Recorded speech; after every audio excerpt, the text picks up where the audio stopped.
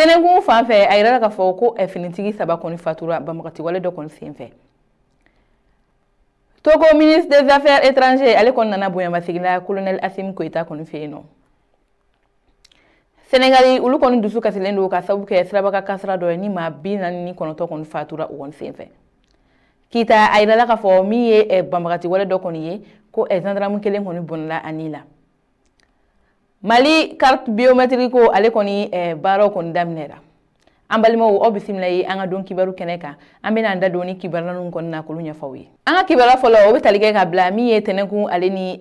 Masina kɔni ni ɲɔgɔn cɛ a yira ka fɔ ko an ka finitigi saba kɔni bɛ yen nɔ olu kɔni fatura yen sira kɔni kan. Ayiwa kibaru minnu sera ma koɲa la olu y'a yira ka fɔ ko finitigiw ka baara dɔ kɔni hukumu kɔnɔna la a yira ka fɔ ko tɛnɛkun ale ni Masina kɔni sira la.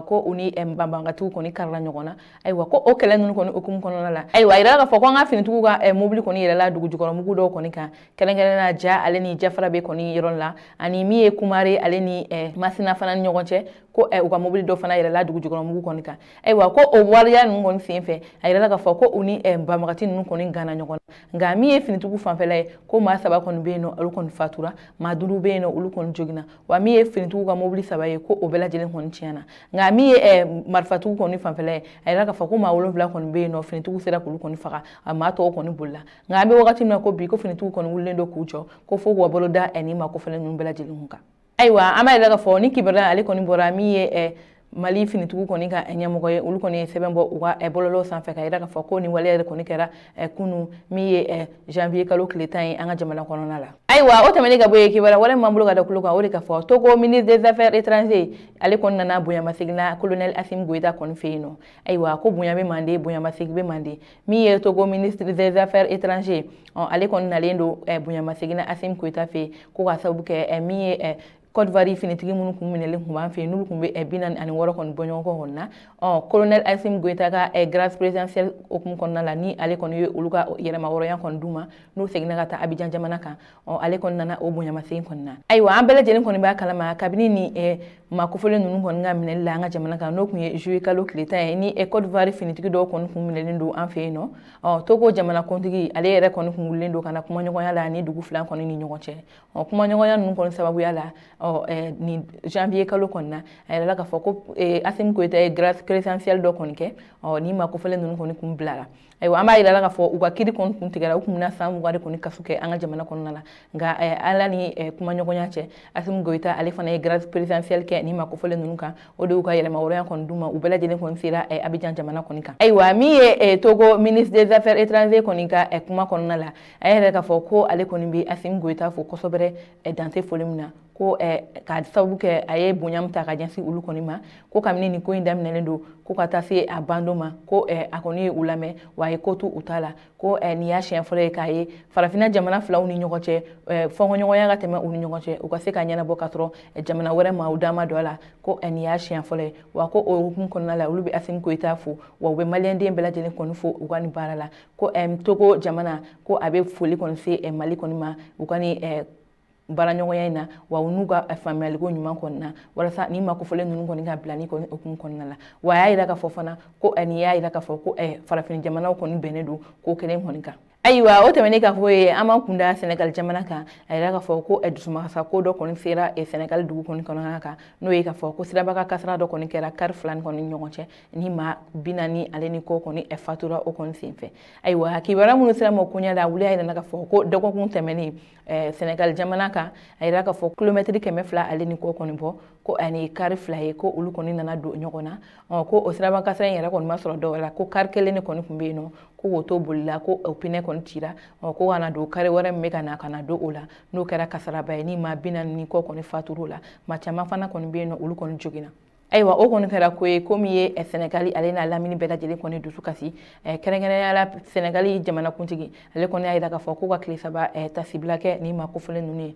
sabula nin ye ko ye ko min bɛ maa kɔni dusu kasi an bɛ dugawu de kɛ ala ka baara dali nɔgɔya ni maa kofɔlen ninnu ye ayiwa an bɛ se ka min fɔ nin ko la o de ka fɔ ko Afriki jamana caman na ni sirabaga kasara ninnu kɔni ka ca ye ko ka sababu kɛ an ka bolifɛn ninnu boli kojugu wa dɔw yɛrɛ fana y'a yira k'a fɔ ko an ka siraw de kɔni ma ɲi ko da to ko ni sirabaga kasara in kɔni bɛ kɛ jani Senegali kɔni ta fana cɛ min ye hali bi o dɔgɔkun tɛmɛnen kelen na a yira k'a fɔ ko ni siraba kasara ɲɔgɔnna fana kɛra Côte d'Ivoire jamana kan ni maa caman yɛrɛ fana bɔnɛra ani kɔni na ayiwa an kɔni bɛ min fɔ an ka taamalaw ye bɛɛ lajɛlen ka mobili kɔni boliko ɲuman na walasa maaw kɔni ni bɛ se ka lakana cogoya min na.